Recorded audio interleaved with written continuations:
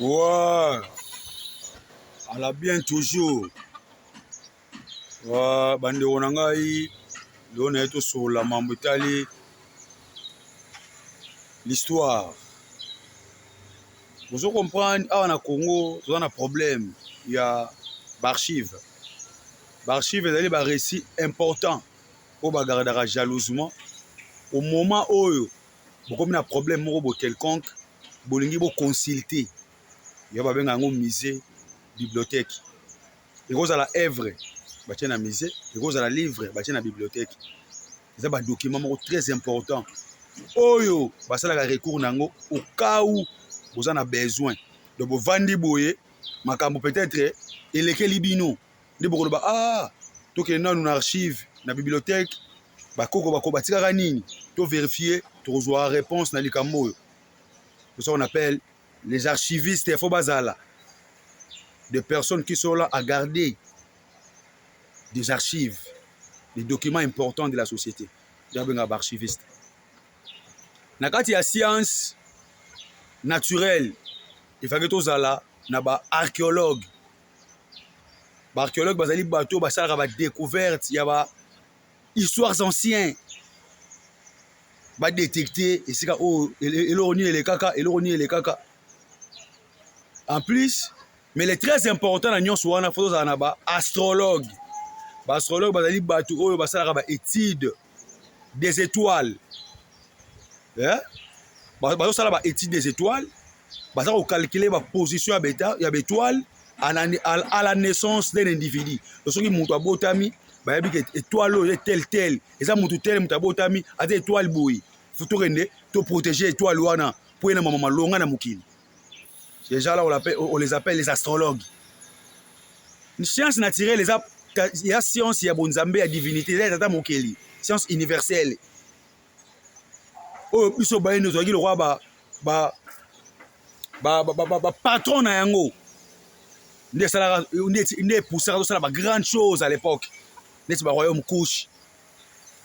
Na ba Soudan, ba Égypte, ba royaume Empire Congo, Empire Luba, etc. C'était cette puissance là de la science naturelle parce que on avait une communication avec la nature.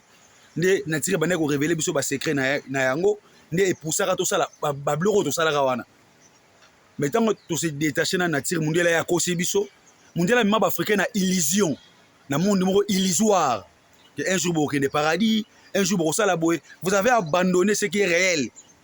Vous continuez à illusion. Et ça là batebele batambola na Congo, a peine car, asuma pe le pangu, abota pe bana, mais ala pongi. Donc son cerveau est endormi, mais atambola nae. Chance et sourire parce que tout le monde a une chance de gagner de l'argent, même un fou peut avoir l'argent.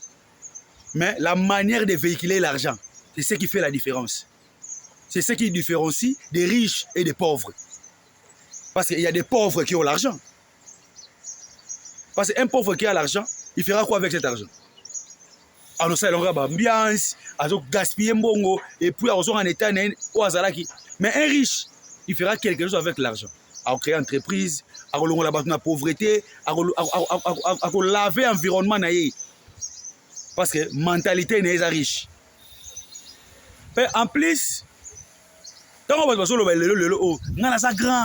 grand, vous blaguez avec être grand. C'est ce qu'on appelle la grandeur. Grand Zanan. Grand Zali Moutoua Zali capable. Il y a qu'on résoudre les problèmes, qu'on mettre en ordre. Grand Aoué la Rabilo, qu'on a pas d'amitié, n'a pas l'équité. Grand à façon à Batou, à comme ça Batou. C'est ce qu'on appelle un grand.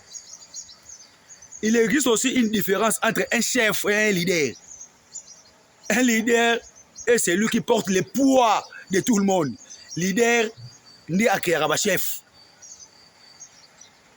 Parce que le leader a une pensée, a une moralité, il y a une médiocrité, il y a comme ça Batou. Tant que vous Batou, vous avez connaissance, il y a leader.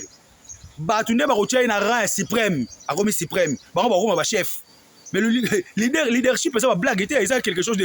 Il y a ma sécurité. Vous comprenez? Nous, en Afrique, on manquait de leaders. Il y a eu des leaders politiques, il y a aussi des leaders spirituels. Comme maintenant, nous avons un leader envoyé par Fumuki Mbangu de 1921, Fumuku Sukia Mousalapa dans l'Angola, qui est venu avec la connaissance grandiose. Nous avons tant connaissance, tu développer en gros, tu dis, oh, voilà le leader. Nous avons à la kaki, à autant que ça va de 1921, et ça va fantir, parce que moi je pratique la science naturelle. Science, je le pratique. J'adore le soleil, énergie soleil. J'adore la lune, énergie. J'adore l'eau, énergie à maï. Et la terre, moi je pratique la science naturelle. Nous avons la théorie, nous avons la pratique. Nous avons la sécurité.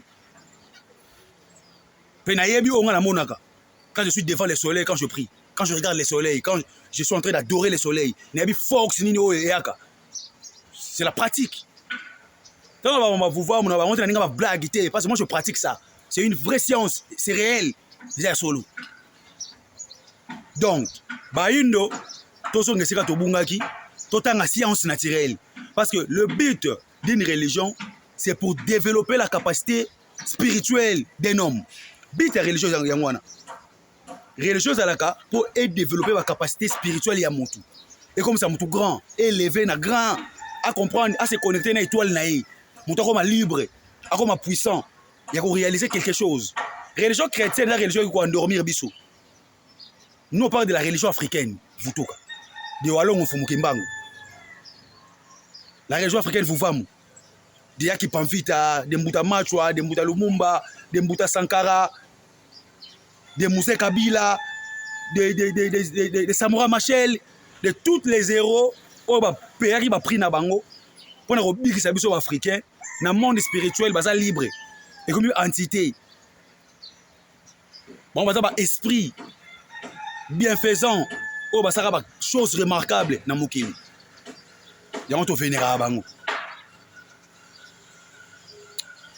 Na roya deuxième tour pour nous expliquer makambo ya société. Ndenge ni Congo comme lelo, pays Afrique, et l'on y est ça la bouille. Et ça religion est paralysée africain. Religion islam, religion chrétienne. Et ça va religion étrangère.